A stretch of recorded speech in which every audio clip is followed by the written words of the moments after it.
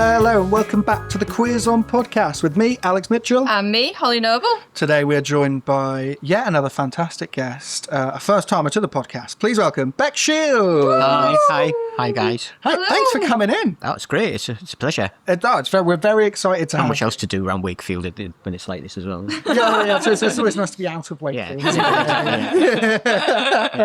Best thing to come out of Wakefield, the M1. Yeah. So, welcome to the podcast. Thank you so much for coming. Our first question is always, if we could serve you any drink right now, what would that drink be? Because no other podcast does that today. No other. Oh, I'd probably go for a nice margarita. A margarita? A good margarita, yeah. Okay. Good choice. There's no easy way of asking this question. What you having on the rim? Yeah. Oh, well, it has to be salt. Salt. Okay, nice. And on the glass, I'll have salt as well. Nice.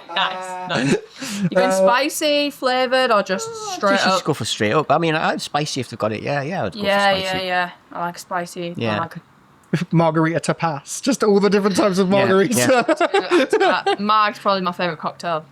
Really? Yeah. Tequila ruins me. Yeah. Yeah, it's bad, yeah. Badly. It's a good way to get there. It's a good way to get ruined. Yeah. Oh, God, I went out a couple of years ago for my mum. It was my mum's 50th birthday, and we went out and we went for a lovely dinner, and then we thought, we'll stay for another drink. We were in this Mexican restaurant. We had margaritas. We're like, this is great. Oh. And then we kept drinking margaritas, and then we went into a very lovely bar in Leeds that we love very much. So much so that I'm not going to name it on the podcast because I want it for me, nobody else. And we drank Long Island iced teas following the margaritas. Oh, dear. And both of us had to ring my younger brother, who had to turn up and put us in his car and take us home. I have no idea how I got home that night.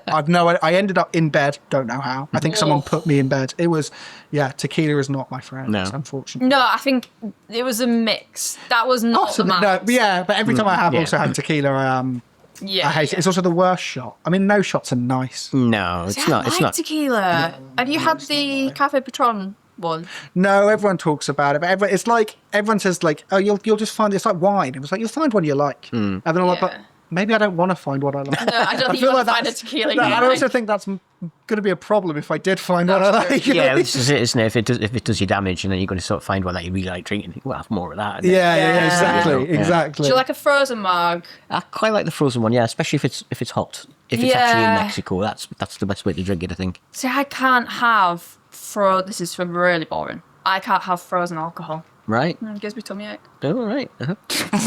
Christ. It does. Rock and roll, baby. That's the truth.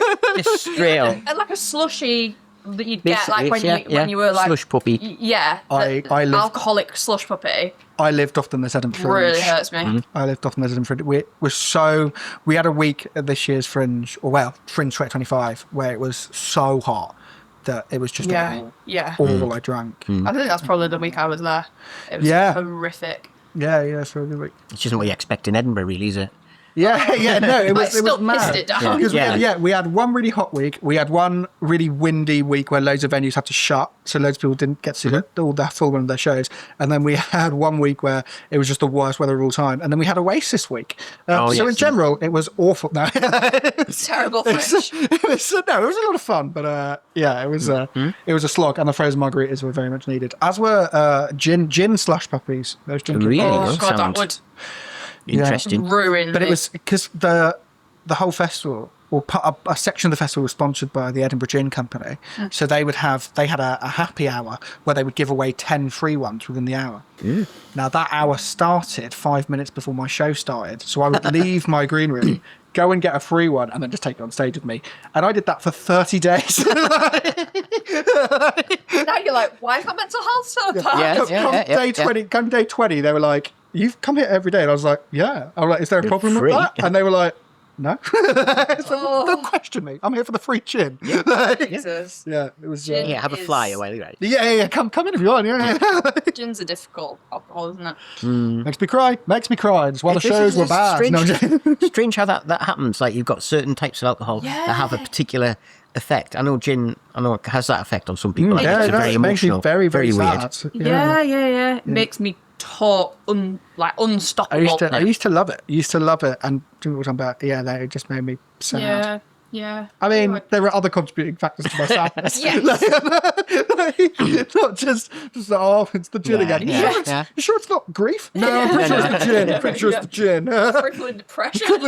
Yeah, just the pressures of your career. No, I'm pretty sure it's the gin, actually. Yeah. The fact that you've got no friends. I mean, Oh, brutal. it's mean actually. I don't know why I said that. Yeah, no, it was mean. It was mean. And we were saying this earlier when you were... Holly was slightly late for the podcast record today, and Bringing that up again. no, I will do because she said Perfect. she was late because she needed to get a pistachio latte, Oh, really? and she'd seen an eagle, and that was why she was late. Round here. Yeah, she didn't see an eagle, and so I did just before. I saw some birds of prey around there down just driving up here. Right. Fork tail, which I think are... Red kite. Red kite, yeah. Yeah. This wasn't a red kite. It was an eagle. anyway, but she was like, I'm running 20 minutes late because I need to get this latte because they brought it back at Starbucks, and I've just seen an eagle. And in my head, I went to, this woman is my main emotional support. I was like, there's absolutely no wonder I'm as fucked up as I am. Like, this is what I've got. Right. Not to tell this boring story again, but Starbucks. No, we cannot tell this story. We've told it on 2 other episodes. Move on. Move on. So good. You can try it. So, If you like pistachio oat milk latte. what's the Gosh. pistachio, just the flavouring? It's not Yeah, like, yeah, yeah. They don't It's make the really milk out subtle. of pistachio. No, it's oat milk. Although pistachio milk is lovely as well. I didn't know that was pistachio milk was a thing. Yeah. Wouldn't it look funny? Wouldn't it be green? It is slightly green, the drink. Yeah. We got to stop with these milks, man. Yeah, we're talking about milk a lot today. We got to stop. This is my audition to become like mid 2000s comedian. milk man. There's just too much milk now. What's with all these milks? Am I right? How'd you milk a lot? What's that all about? Yeah. What was that all about? So I've been seeing all these milks. Didn't even know nuts had titties. yeah, exactly. How do you think Cinderella identifies sexually? Oh, sexually. You would assume that she's sort of cis hetero because of the Prince Charming thing. However, if you take it to the British pantomime thing, there's definite gender sort of crossover there, isn't there? Because of the traditional principal boy being played by usually by a woman, and Cinderella being a woman, and the sort of confessing for each. Yeah, that's the traditional thing in pantomime. The principal boy in the pantomime is usually, or has been traditionally, played by a woman. Because then they have the panto dame. Yeah, and then they had the panto dame. There's the sort of drag type, proto drag type I was thing. not aware of Oh yeah. I need to find, Holly's just found a whole new career. I need to find where this is happening. His eyes just... Anyway, there's a pantomime. Wow. Yeah. Why have I never heard of that before? Well, that's my community. That's all for you. It's all for you. So you think, what's your Ooh, final verdict? See, I think she could be quite fluid. I think Yeah. she could be definitely bi. Lovely. Being Yeah. not being battered like around that by the ugly sisters is probably not a good start. So she might have got some resentment towards them, and then she professes a love for the male Prince Charming, but could equally be a Princess Charming? Yeah. That's the most eloquent look we've ever had into one of these questions. Is it? All right. Most of the time people just go, oh no, go. Very articulate. That was wonderful. You talked about John McClane. Yeah, let's therapize us. Let's go into this. So what we are going to talk about now is we have a section called Gay Rage, right? And that is your opportunity to vent to us in this safe space where you can just vent to us about anything that's really annoying you at the minute, any kind of gripe. It can be anything from tiny to a huge issue in the world, whatever you like. What is really winding you up right now? Yeah. Well, from that perspective, I think being a sort of non-binary, usually often femme-presenting, non-binary, that aspect of things. So there's obviously the big political thing at the moment with the access to toilet facilities and single, supposedly inverted commas, single-sex facilities. I find that difficult. I've had more problems actually going into a men's toilet, even when I'm being presented more androgynously than I have done any time I've gone into a women's toilet. Usually sort of Really? some guys, yeah, I mean, well, you sort of get double takes and guys sort of looking at the door to say, have I come in the wrong toilet or something. Nothing negative. No exchanges, just but the sort of reaction is aura, like, yeah, there's something not right here. It's almost like men are the problem, isn't it? You might think almost, so. yeah. Yes. So there's that, and I think what really bugs me as well is a couple of other things, particularly being when I sort of started exploring the idea of non-binary, the idea of androgyny from a male perspective, so trying to look more sort of feminine or whatever, seems to be more taboo than sort of the other way around. So if a woman tries to present as more sort of masculine, and this is a long history of this sort of thing, we're talking about things like wearing trousers and things like that, short hair. If you look up androgyny on, say, search engines, what you see, androgynous haircuts, I was thinking, what sort of haircut could I have? A lot of the pictures that you get are pictures of very glamorous, famous women with slightly shorter hairstyles, and that's their idea of androgyny. Still very much attractive women, still very much presenting as women, but that's the idea of androgyny if you look it up. So you have to sort of dig a lot deeper to sort of find sort of things like hairstyles for people who are born male, who want to present more androgynously, which means sort of drifting more towards the feminine, and that was kind of annoying. Because this, I mean, you know, just on, I think it was Thursday, was 10 years since David Bowie passed. Obviously, his stuff over 50 years ago, back in the early 70s, that sort of androgyny, and you had sort of going forward, you had the a glam rock thing, you had going further forward, you had things like people like Brian Molko in Placebo presenting very sort of, you know, androgynously towards the feminine, yet it still seems to be more of an issue today, even after this sort of half a century of these things going on. So I find that a bit annoying. And the other thing that really bugs me is the microaggressions. So if I go into a cafe or something now, and I get addressed, let's say it's a male attendant or male barista, so it says, "Oh, hi, love, what can I get you?" As soon as I start speaking, it's like, "Oh, you're not a woman." And then the pointedly sort of calling me mate, sir, that sort of thing sometimes happens, you know, and I find that's very annoying, because it seems it's very much making a point, you know. It's definitely sort of say yes. Put you in a box. Yeah, exactly. Yeah. Oh, I thought you were a woman, but you're not. You're actually, you're one of us. Oh, right, okay. And then, you know, stressing it as mate or as sir or whatever. You know, I find that's really annoying. Yeah. And I think, like, I would suggest these things are called sort of secular, right? In terms of, you talk about this sort of 50 years since you know, Barry's putting out things like that. It's there's always periods where it seems to be starting to be getting better. Yes. And then it just regresses and goes back. And ultimately that's how political elites stay in power, because they need infighting between the working classes, right? So it's, you know, it's used out very much as a tool. At the minute, unfortunately, the pawns in those tools are people who are either gender non-conforming or gender questioning or transgender, and it's all non-binary, and those people have become the pawns in that debate, and that's a genuine concern, because 20 years ago, yes, transphobia was definitely absolutely 100%, but did it feel different to how it does this time? Very much so, I think, yeah. Because I think, despite the fact that there is this sort of cyclical nature of these things, I still think there's the trajectory is still forward. So acceptance of non-gender conforming people is far better now than it would have been back in the sort of 90s or whatever. I mean, when I was a teenager, because I was in rock music, I was trying to grow my hair. Yeah. Obviously, I'm 5'3", I'm very short, got quite a petite figure. So when I've got sort of longer hair, I was often mistaken for female, and that used to be mortifying at the time. Now I absolutely welcome that, because I've developed as a person more and come to realise, you know, my own sort of identity. But at that time, and it was that's the way it felt. It was about shame, and there seems to be a lot of less of that now than there was back, say, 30, 40 years ago. That's a huge positive. Yeah. I guess that's something I hadn't considered. Particularly, like, shame is such a word connected with the gay community in general, and has been for years. And so that's really positive to hear, that you feel like that sort of element of shame is starting to wilt away.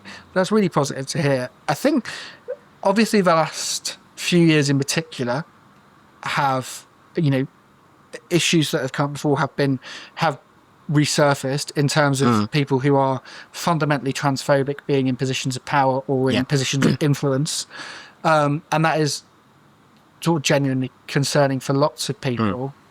And my issue in all of this really is, I can't see any winners. No, you know what I mean? Like, because even, and again, look, I'm not best placed to talk about it, because I'm neither trans nor am I a woman. But if you look specifically at the court ruling around women, and then they're saying, well, okay, well, who can use the toilets and things? There's no winners in that because you can't enforce it. No. So the whole thing was so the only thing it achieved was it drove up more hate. Yeah, yeah. And how is that a positive I thing think that's for what it was anybody? for, though. Like, the toilet debate is so utterly ridiculous. It is, totally, yeah. Because there is, like, currently there are so many places that have mixed gender toilets. Yeah. And Like it's fine. everybody's home for a start, you know, pretty much. Like, it is fine. And up until this point, people haven't heard things about that. I mean, I'm sure that there are small instances, but it wasn't this massive issue when you went somewhere that had these toilets. But then it's just like, even the practicality, when you actually get down to, it actually happening, like, say if you tried to put it in place, like, let's take away the people's feelings and things like that. Like, even in the establishment, how do you then who's going to enforce it? Make like these extra? Do you know what I mean? It's just, and you're totally right in terms of the existence of there are so many gender neutral toilets, right? I use a walking stick and a cane, right? And on my worst days, I have to use disabled toilets, right? Just there's more space in there. Also, they're generally cleaner, which is great. But they're completely gender neutral, right? And to the point where there are some, particularly, there is a King's Cross train station in London, right? Has male toilets, female toilets, and then has disabled toilets. But the disabled toilets is a block with 4 cubicles, right? So that's the same as the women's toilets. Exactly. Yeah. But doesn't matter if you're a disabled man or a disabled woman, you can use the same ones. Like, it's so, the rules are so twisted. Well, they're not rules, are they? That's the wrong word to use completely. But it's so twisted and manipulated just to create villains, right? yeah, And again, that's all it's for. because the political elite need villains, they need us to be fighting against each other so they can divide and conquer. It's such bullshit. So we like can't I take down said, the the enforcement of it. Yeah. Who's Like, going to do that? You know. What? How do you do that? Like, what are they going to do?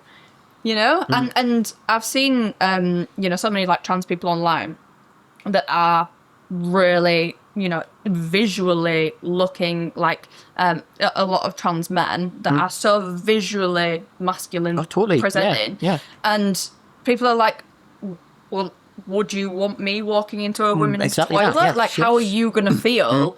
As in from a male's perspective, because all the women are like, yeah, we welcome you, like, absolutely fine. And it's like, well, how are you going to feel about me walking in? Like, how is that not, if you're saying that this is all a scary thing, how is that not scary?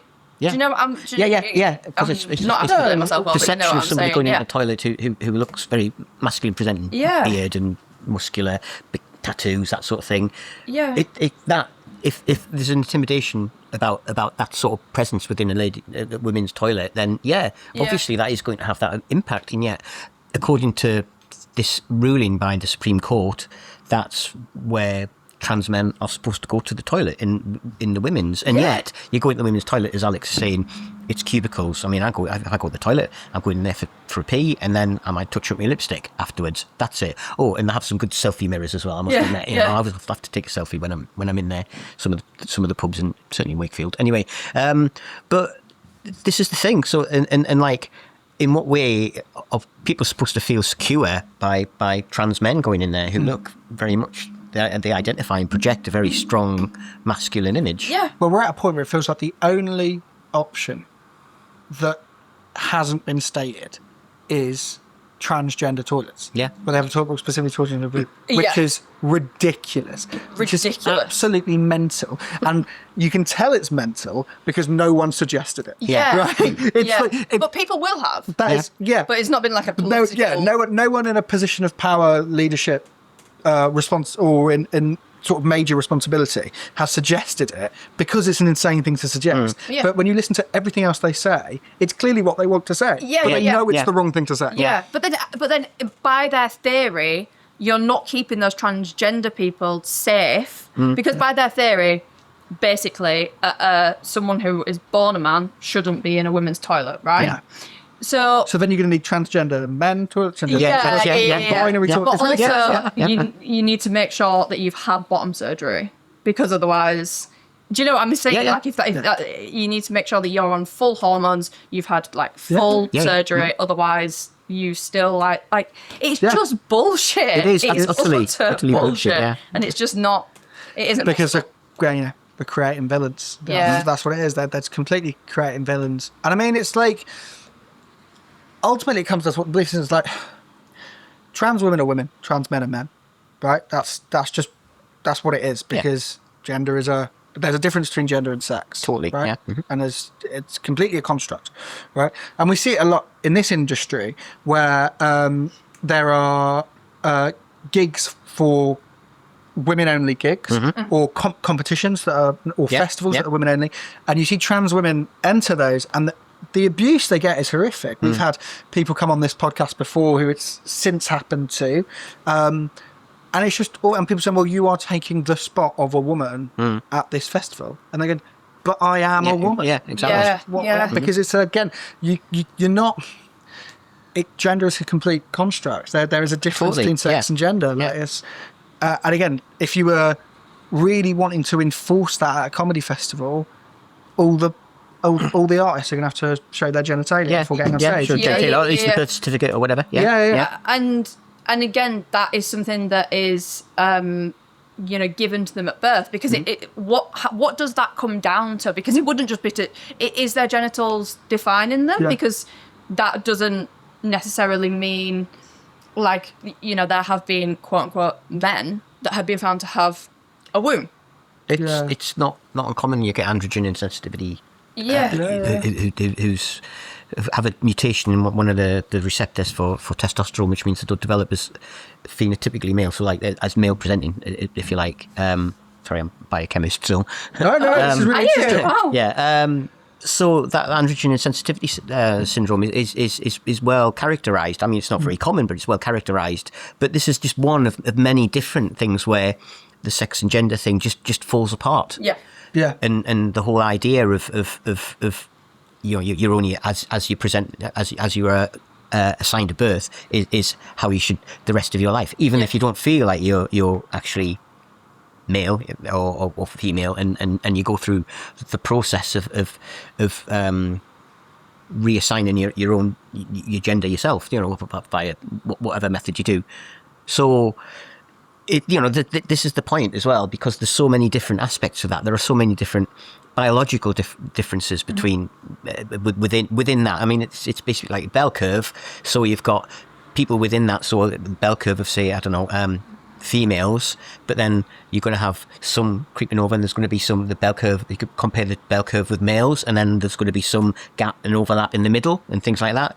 And you can't define anything on the basis of that, because that's not how science works. Science does not work in absolutes. Medicine does not work in absolutes. You can sort of say, you treat somebody with a particular drug. Oh yeah, it cures this disease all the time, except for when it doesn't. And there's always people who it doesn't work for, or who have a reaction to it. And it's the same across the spectrum of science and in medicine. Nothing is absolute. And to define things on the basis of what somebody has assigned somebody at birth purely by looking between their legs, literally, is completely wrong. It is actually crazy. It's all wrong. It's all a load of bullshit. That they literally say, it is crazy to think that still now until this point, like a midwife, a doctor will literally lift out a child, look between their legs and be like, this is what they are. But that actually doesn't necessarily mean, like, what defines that? Like, when you look at people online, they'll be like, oh, well, it's the reproductive organs, and it's like, okay, so what about a woman that's had a hysterectomy? What is that no longer a woman? Is that no longer a woman? Like, what if they've had their boobs taken off from cancer, or not having breasts? No, they have to take testosterone for a certain treatment. And that's where they fall apart, and they just have no argument for that, and it all just, no. It's just denial. They won't accept that actually just looking between someone's legs doesn't necessarily mean anything. Yeah, and I think it's also worth stating as well, because it's so, again, commonly misconstrued. And this is where I think the transgender fight is far behind the rest of the LGBTQ community's fight, is that it's really important to recognise, and it sounds so stupid to say, it's not a choice. Right? No one is choosing No, absolutely not. to be a woman. No one is choosing to be a man. No. It is no one is choosing to be neither of those things. Yeah. It is completely it's an identity, it is a feeling, it is a belief, it's a construct, right? It's not you can't. It's a spectrum. It's not, and this is where I feel like the fights right now are at different points, because you look at the gay fight. Years ago was when it was dismantled. That it's not a choice. This is how people are born. Yeah. Right. That's what this is, and that's where I think at the minute the transgender fight is behind, because so many people still view it as a choice. Well, they're only doing it so they can get into women's sports. Yeah. They're only doing it so they can get into women's bathrooms. That's bollocks. It's just not true. It's not a choice. Lack of education, because it comes into it. Like they have no idea what is like to the absurdity to say that someone is going through that level of, like, say if they're transitioning, if it's a woman assigned at birth and they're transitioning, having to go through full menopause, induced menopause, to get into sport. Like, are you crazy? Seriously? Yeah, taking all that treatment, hormonal treatment or full surgery to actually participate in a sport. How bad do you think people want this? It's mental. Really, to go through all that? Absolutely mental. And it's just, and also, just to break it down to its very bare bones, the current state of some men in the world, who the fuck would choose to be a woman? You know what I mean? This is the thing. But I think a lot of it boils down to that as well. I think a lot of the underlying issues boil down to sexism, because it's like, why would somebody want to be a woman? They're inferior. That sort of thing. So there's elements of that as well, I think. Yeah, 100%. Which underlie a lot of the arguments that are coming across from anti-trans people, particularly the TERFs. And it's like, and also some of the TERFs sort of say, well, womanhood is ours. It's not yours. You haven't been through this. Well, this is true, but everybody is different anyway. Not everybody has been through. Not all women have been through a standard puberty. Not all of them. I mean, most of them will have done with the usual sorts of things. But not all of them will. I mean, women who are like infertile may not have experienced menses, that sort of thing. So, the issue, one of the issues is that the underlying concept of it is you trying to put everybody together, and then like sort of saying, only women have done this, men have always done this, but then no, because there is always that group in the middle. Yeah, 100%. I want to go back to what you said about microaggressions, because I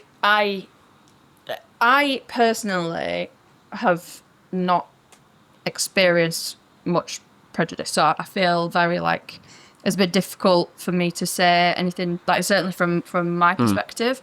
Like, I don't think that I've experienced like outright homophobia, but the microaggressions certainly, like, talk about this all the time, so it's very boring, but I'm planning a wedding, I'm getting married in a few months, so, and just the thing of like people assuming that me and my fiance are sisters. Yeah. Like, and the difficulty with that I find most difficult with this, just from a personal perspective, is I then feel responsible for that person's assumptions. I don't want to upset them or embarrass them, because I know, or I think that I know, that in most cases they're not meaning to be offensive, homophobic, stereotypical at all. They're just saying what they know from society and what they've previously learned, and it's just coming out naturally.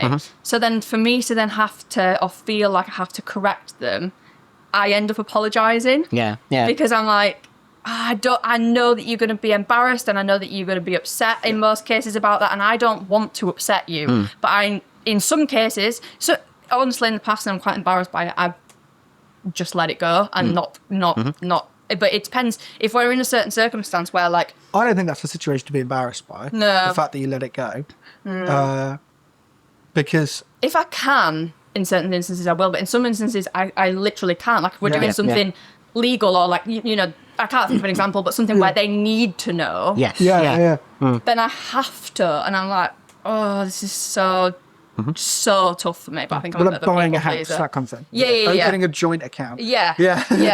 All the boring shit. Where they need to know, and then Yeah. it's like, oh, I've now got to correct you, and it's even worse when you have, like, quote unquote, like, I can't think of the word, but, like, a name that isn't that can, like, that people put to both genders or what, you know what I mean, and yeah, it's. I know what you mean. I think it's, again, but it all boils down to how, and we talk about this all the time, it's just how poor education is in this country. Yeah, totally. Around gender, around sexuality, around relationships, is just, it's just shockingly bad. And as someone who has been a teacher, you know, you see what they're being taught, and you know, we're being forced to teach something that we know is not good enough. Yeah.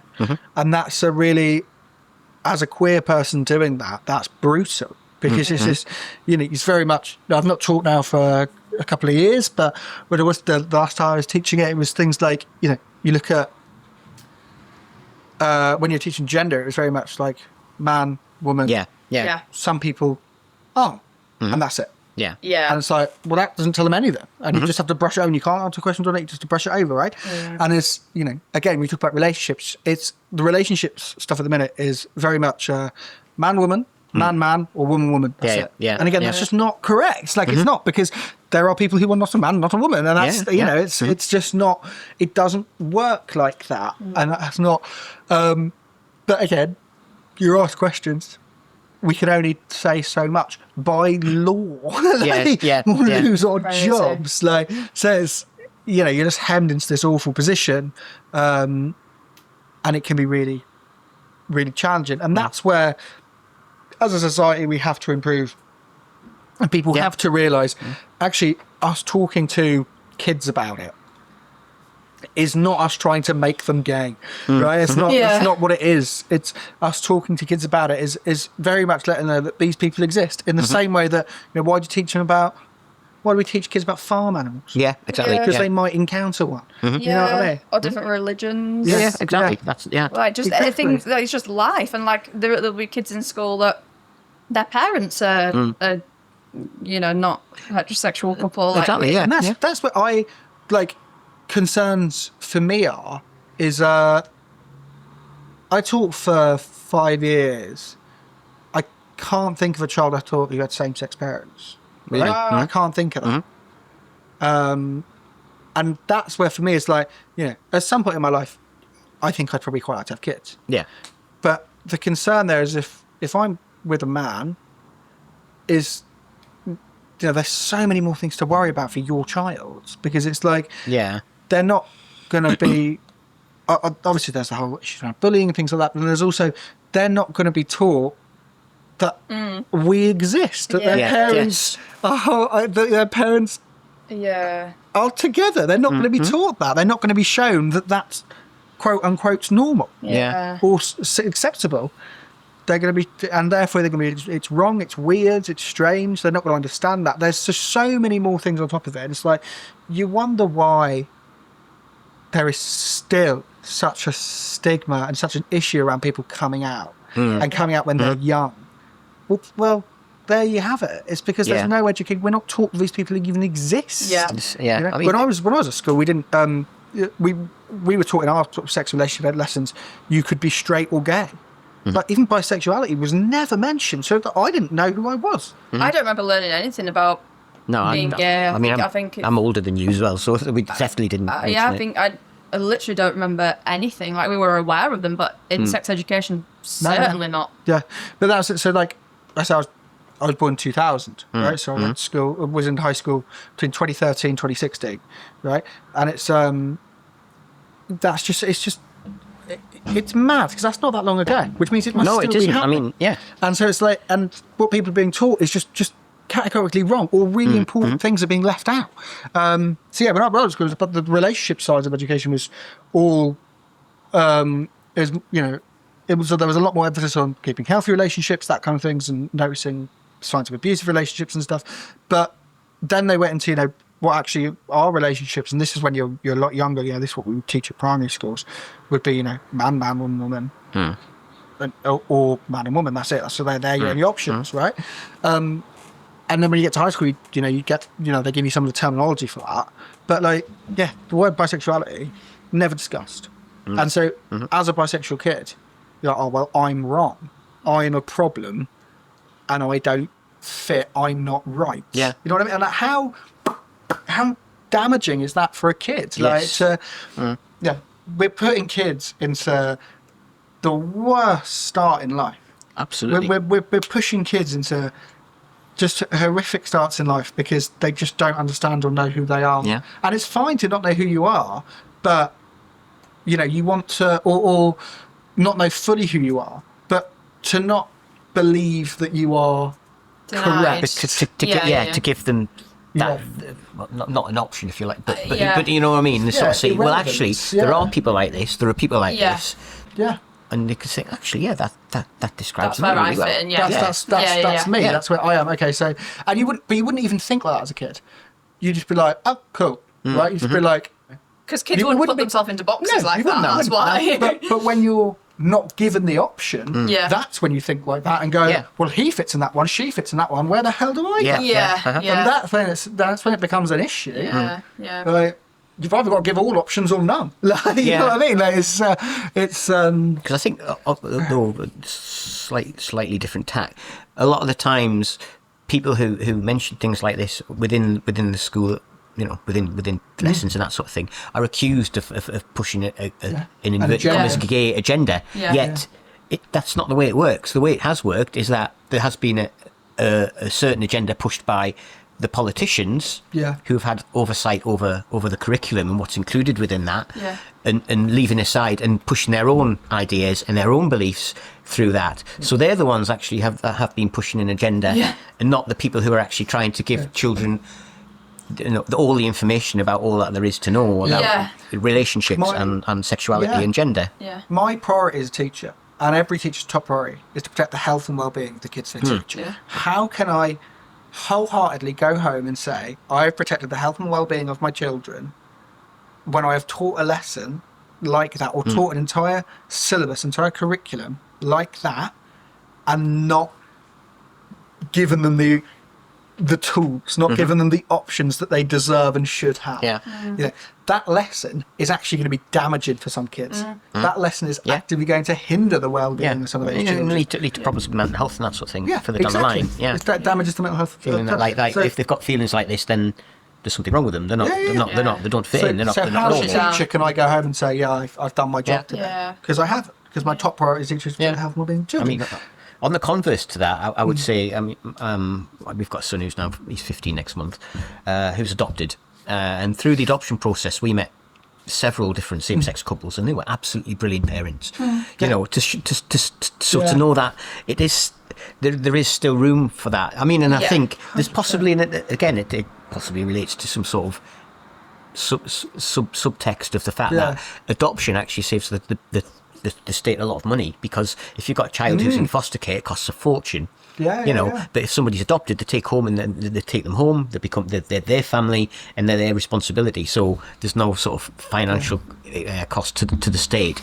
So it's all right to be gay and have children, adopt children, but you can't find out about it at school because we don't agree with it. But because it's convenient for you. It's convenient. You're so right. And it's like, I think, just going back to what I said a minute ago, I think, again, this is where it's worth pointing out, it's not the fault of teachers. No, definitely not. It's the fault of what we're being told to do, and that's the same with anyone who works in social services, mental health care. Pushing an agenda, pushing the agenda. We're being told what we can say and what we can't. More importantly, what we can't say. And that's a genuinely really damaging and quite scary position to be in. But I would say, if we're taking the positive from this, we go back to the very start of this conversation where you said, elements of things like shame are being stripped away. Yeah. That's such a great start. And I feel Yeah. like it's. I mean, having said that, maybe I'm just so old now that I just don't give a shit. You know, I don't care what also people fucking think. brilliant. Yeah, you know, yeah, That's also amazing. I'm here. This is me. Yeah. Right. Yeah. You don't like it? Tough. Yeah, Yeah. that's also brilliant. That's Yeah. also brilliant. We're now going to move on to our next section. Okay, we've vented, we've talked quite passionately about Yeah. an issue that annoys a lot of us. Yeah. Yes. We're going to talk about the next thing is called feeling pride, and it is just all we ask is we want something that is making you happy in life right now, something that is making you either feel proud, just feeling a bit of joy. The feeling about it again can be something very small, very big, whatever is making you happy right now. I say our son's adopted, but he's 15. He's been home for 13 years. It was literally 13 years last Wednesday, I think, 7th of January. I'm proud of him. I mean, he's hard work. It's not plain sailing. He's really difficult a lot of the time. We've got issues with him attending school and things like that, but it's still something the best thing that I've ever done. You know, taking him home and him being our son, and that's probably the thing I've got most pride in. That and the fact that hopefully I'm able to retire in a couple of years, so that's another thing as well. You know, so I think the 9 to 5, right?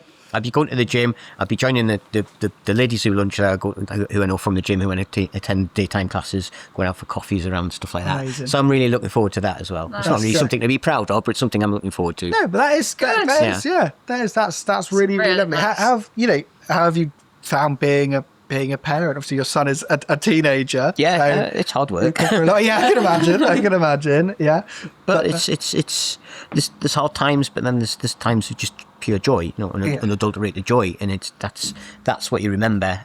You remember the hard times, you remember the difficulties, the name calling. It's like you're not my real parents and stuff like that, which we've had. But it's sort of the spur of the moment thing. It's a lashing out type of thing. And then shortly afterwards, there's remorse, and it's like, and then get back and have a hug and stuff like that. So it has been difficult. I wouldn't say it's been easy, but it is still the most rewarding thing that we've ever done. and it's really an amazing lovely to thing. hear. It's an amazing thing you've done. It's an amazing thing. We always end with a round of queer fire questions. Okay. They are so we're gonna put you a number of different categories, and we would like you to say what you think the gayest thing is in that category. Okay. Right. Right. So number one is the gayest car. Oh, possibly the newer model of the VW Beetle. I think that's got a very possibly.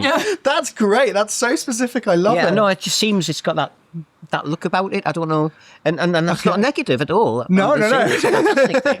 But it just, I think, it's sort of something you might associate with somebody who may be gay, or possibly a hairdresser. One or the other. They're not mutually exclusive either. So, but you know what I mean. I think that's possibly something that I'd probably say was probably the most gay car. Nice. Yeah. Shop. Gayest chop. Yeah.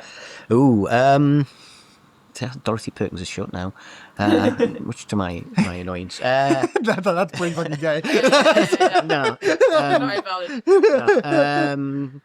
I don't know. In terms of gayest shop, I don't know. Possibly Lush, because it's very inclusive. Oh, That would be my answer. yeah, My answer Lush would is a good always one. be Lush. Would always be Lush. I've got a friend in Wakefield, and she's trans, musician, and she's done a lot of stuff. She used to run what's that gig in Wakefield? Sips and Giggles. Jess. Oh yeah. And she was saying I saw a post on Facebook from her shortly before Christmas. Like, she'd been into town, and she said she'd been into her favourite cosmetic shop, and somebody non-binary there said, "Oh, you're brilliant! You've done a lot for me," and sort of, I think, give us a lot of sort of stuff and that sort of thing. And I thought, "Oh, who is it?" And she said, "Oh, it's Lush." I thought, "Oh yeah, that sounds about right." Because the shop assistant was non-binary, and I think that's absolutely fantastic that that is. they're including people like that, and it's accepted, and Yeah. Yeah. Fantastic. Yeah. Yeah. The gayest film. Oh, if I'd say something along the lines of, but I don't know the name of any gay porn films, but Yeah. I don't. No. But in terms of gay, I don't know. See, from the point of view of somebody who's sort of transy, something along, like, where you can see usually a woman becoming more confident, things like that. So something like, say, Pretty Woman. Yeah. from my Yeah. perspective. Yeah. Like where Julia Roberts starts off as sort of a working girl and then progresses to becoming this sort of, a character in her own right and actually not defined by what she did for a living and things like that. And that's always been something that's struck a chord for me. Nice. Good. Yeah. Good. Person in this room. That's my favourite one every time. Well, I don't know. Probably all of you, all of us. We're all equally as gay, Yeah. and that's Yeah. fine. That is said like a true parent. Yeah. Well done. And finally, school subject. The gayest school subject. Probably RE because there's a lot of closets there. I think. Really, I think That is not what I was expecting. RE. That's you can because you can kind of feel that there's a lot of clerics involved with it, and you kind of think obviously there's issues there. I think and in the priesthood and things like that. So I think probably RE. Fantastic. Bex Shields, thank you so much thank for you coming for on. having me. It's been such a lovely Absolute time. pleasure. Where can people find you? I had 4 more gigs. I don't do too many gigs around, but mostly around Wakefield, Leeds. I run my own comedy night, second Tuesday of the month at the Hop, which is a bar in Wakefield. Jockularity. Yeah, Jockularity is called. Yeah, it's all my night. It's free to get in. It's a really good atmosphere. Some really good acts. I know both of you have done it and to great acclaim. So that's probably the best place now. I compared it now for 8 years. It's been 8 years running. Incredible. Thank you so much for coming to the podcast. Thank you for having me. Thank you. This has been an absolutely wonderful conversation. Thank you again for listening to the Queers On podcast. Please join us again next week. Follow us, subscribe, leave a review, all of that stuff. Follow us on socials. I'm doing a number of shows around the UK this year as well. Holly, anything you got to plug? No. Just vibing. Follow us on social media. We'll see you again next time. Bye. Bye.